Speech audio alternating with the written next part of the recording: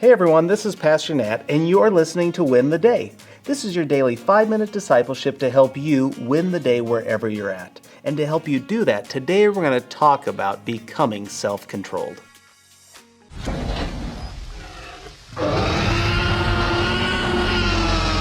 When Jurassic Park came out, I was hooked. I went 13 times to see that movie in the theater. The story was solid. The special effects were revolutionary, the characters were memorable, and the lines were unforgettable.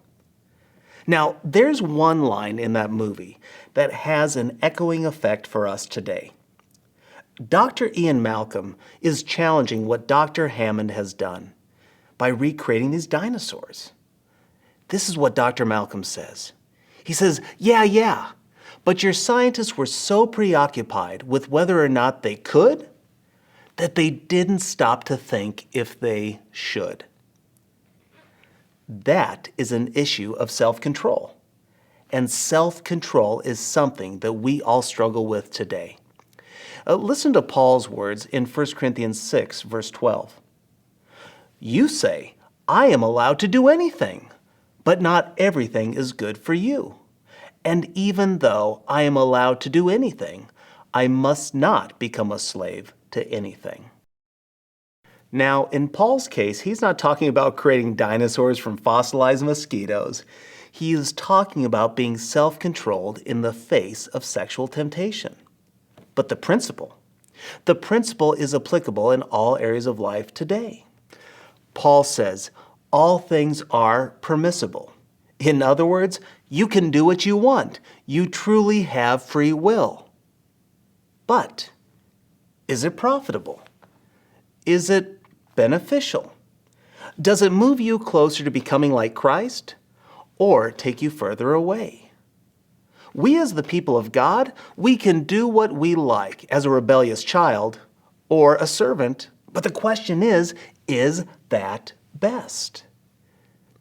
Peter gave us good instruction for strengthening our faith with self-discipline. Peter wrote this, for this very reason, make every effort to supplement your faith with virtue, and virtue with knowledge, and knowledge with self-control, and self-control with steadfastness, and steadfastness with godliness, and godliness with brotherly affection, and brotherly affection with love. That was a mouthful, but if I could summarize Peter's words, it would be this. Focus on truth. Build your mind on it so you can live a self-controlled life. Then you will walk faithfully with God. A life of self-control is not an empty life, but a life to the fullest. It's a life without regret or fear of being found out.